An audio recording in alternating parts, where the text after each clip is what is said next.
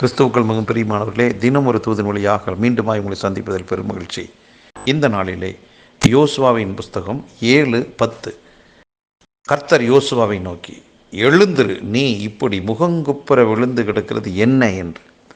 இந்த இடத்துல இஸ்ரவேல் மக்கள் செய்த ஒரு தவறின் நிமித்தமாக, கர்த்தருக்கு பிடிக்காத ஒரு காரியத்தை செய்த நிமித்தமாக அவர்கள் தோற்று போகிறார்கள்.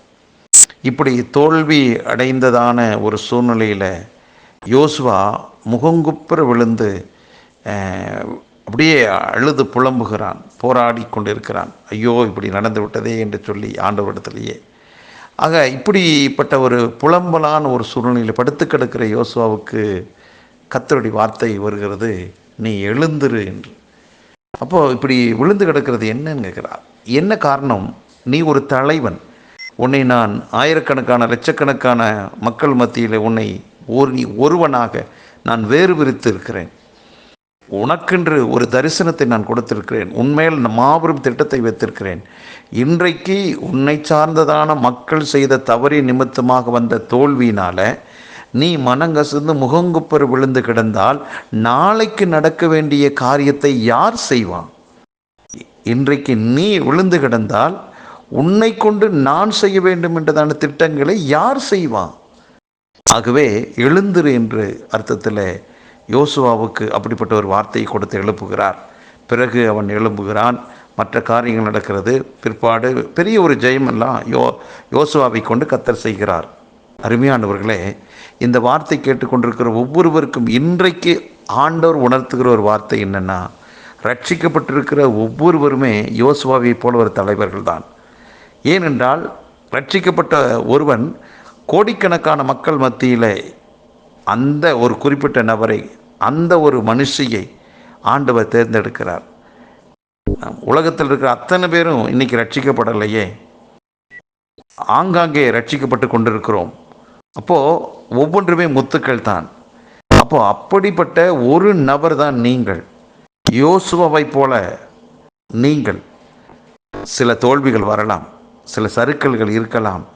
அதை மேன்மை பாராட்டி அதற்கு முக்கியத்துவம் கொடுத்து கொண்டு கர்த்தர் அடுத்து வைத்திருக்கிற திட்டத்தை குறித்து நாம் அலட்சியமாக அல்லது ஒரு அழுகையோடு ஒரு சோகத்தோடு ஒரு இடத்துல முடங்கி கிடந்தால் அது எப்படி நியாயமாகும்? ஆகவே சில சறுக்கல்கள் இருக்கலாம். அந்த சறுக்கலிருந்து மீண்டும் எழுப்ப கர்த்தர் ஆயத்தமாக இருக்கிறார். நாம் விட்டு கொடுப்போம். ஆகவே இந்த தோல்வியை குறித்தான யோசனையை விட்டுவிட்டு இனி நடக்கிறதான என் ஆண்டவர் என் மேல் வைத்திருக்கிறதான திட்டத்தை குறித்து நான் யோசிப்பேன் என்று சொல்லி தேவ சமூகத்துக்கு நாம் திரும்பினால் தேவன் தமது திட்டத்தை வெளிப்படுத்துவார்.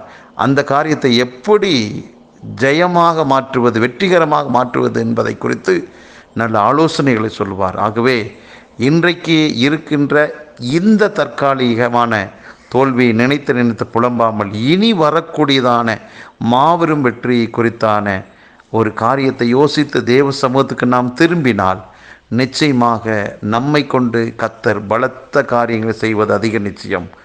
இந்த வார்த்தை கேட்டுக்கொண்டு ஒவ்வொருவருமே கர்த்தருடைய பார்வையில் விலையேறப்பட்டவர்கள், முக்கியமானவர்கள், வேறு பிரிக்கப்பட்டவர்கள். நீங்கள் ஒரு தலைவர்களும் தலைவிகளுமாய் இருக்கிறீர்கள். சோர்ந்து போகாமல் எழும்புவோம். நமக்கு முன்பாக இருக்கிற சத்துருவை சிதறடிக்க தளபதியாய் தலைவனாய் எழும்புவோம்.